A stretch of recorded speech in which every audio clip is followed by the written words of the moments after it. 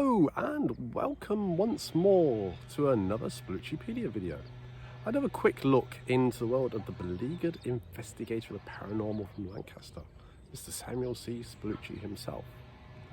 Now, today is a glorious sunny day, so I thought, got to do one outside. And I'm sat here by Lancaster Canal. If I just turn around, you can see behind me. There we go, going off into distance like that. Absolutely marvellous. Nice and sunny.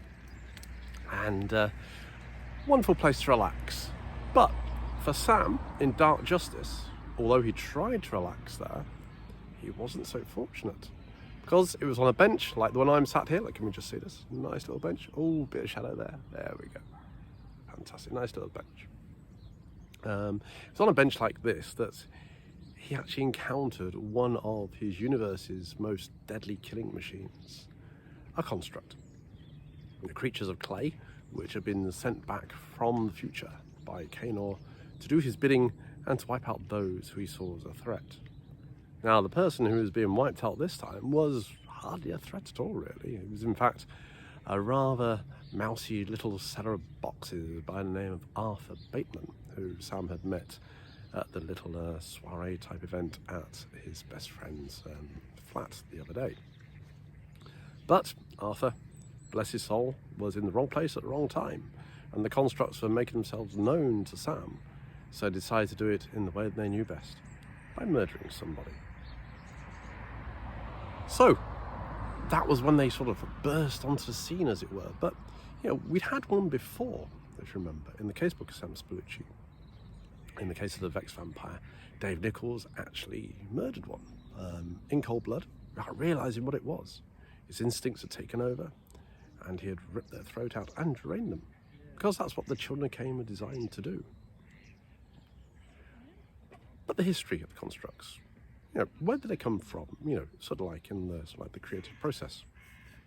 Well, they weren't something which were there right from the beginning in the whole creation of the Sam Spallucciverse. They only really sort of formulated when I started writing Casebook.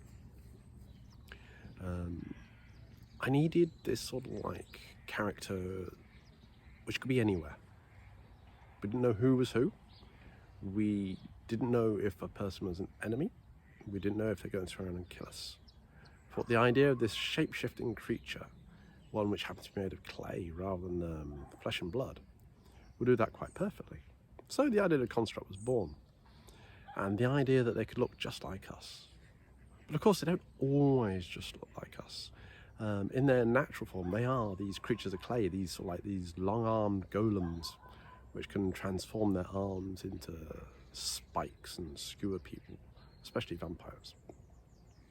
And the design for them, I have to say, wasn't actually my own. As a child, I loved the Star-Lord magazines, and there was this strip which was called The Voyage of the Damned, if I remember correctly. And you had this airplane get transported over through the Bermuda Triangle over to this damned hellhole of a place. And it was inhabited by abhumans. And the abhumans, if you can find them online, well, let's just say they bear a very striking resemblance to those creatures of Kanor.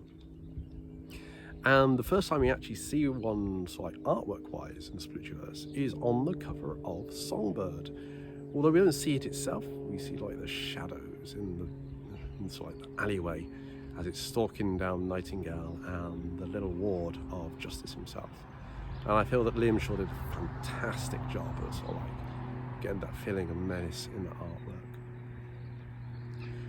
But there is one thing about the constructs which is a little bit of a mystery, and that there is one person who they cannot kill. And that one person would be Sam himself, as he finds out in Dark Justice.